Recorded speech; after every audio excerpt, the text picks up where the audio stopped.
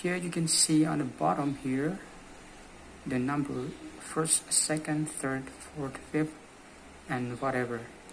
So this means the number of time you have been teaching. Okay, so now I've created 6 times. If you want to add another one, you just click on this paper and then rename. Yeah, just like this. And then enter. Here you go. Or another way, you can just right click on the first one and then copy. Okay. Here. Then you can just change whatever number of time. Here you go.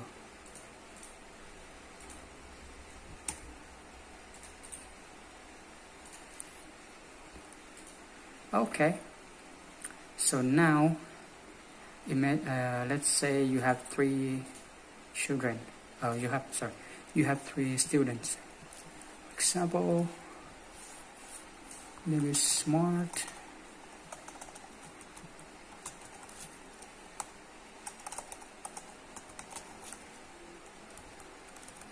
And this is Fuchsia. And then another one is Hobby. Okay.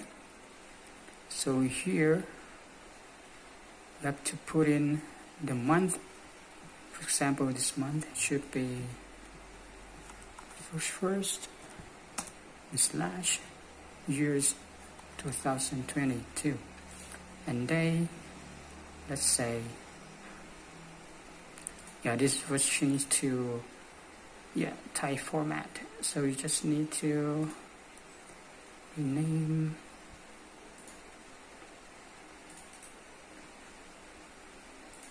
Yeah, it's okay here.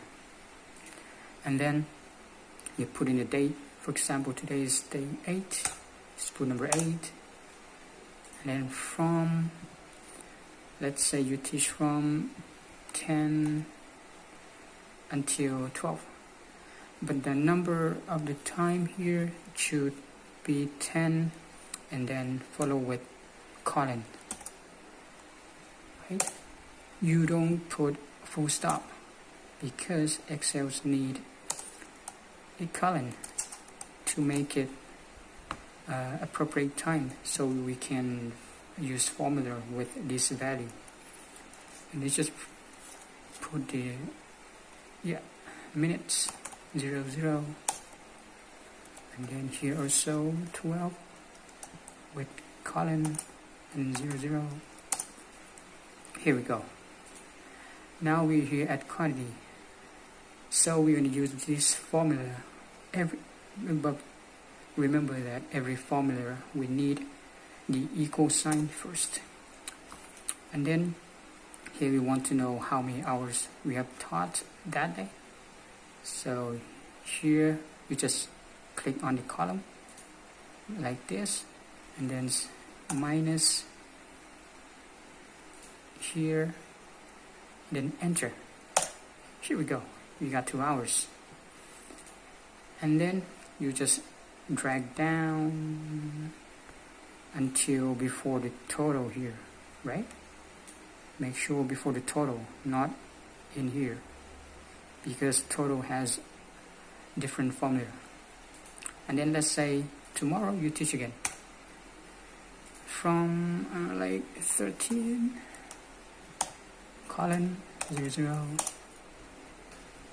Here the number is, the formula is wrong. If something happened with this, so don't worry, you just put another time that you taught that day until let's say 3 p.m. Here you go. The formula will calculate it hours for you. Okay, and now here we come to the total. Total equal sign first, and then use the word sum or the formula sum. Then put in square, opening square, and opening parenthesis. And then here then where would you like to click on here. This is the first value or the first hours that we like to sum up, and then you put colon here, so colon plus the end value that you want to put in, and then enter. Here we go, 4 hours. And from here, for the second student and third student, you just need to follow this step. Okay, now for the grand total. Grand total, let's say you have to teach the same hours, so we're gonna put here, here, and then you can just copy the formula here and then paste here. See? And then you can drag down like this. Well, here also. Oops. Copy and then drag down. Here also. Okay, the formula here just same thing. Then you drag down and then copy here. No. Sorry. You need to sum up. You need to put in another sum. Equal sign and sum. Here you, because you will get a total of the student 1. So you need to put in another sign here, opening parenthesis, and then you click on the first value you want to evaluate here, and then colon, click on the last value of the student and then enter. Here you go. Here also, equal sign, sum, open parenthesis, and then click on the column you want to put in, then colon, click on the last value, enter.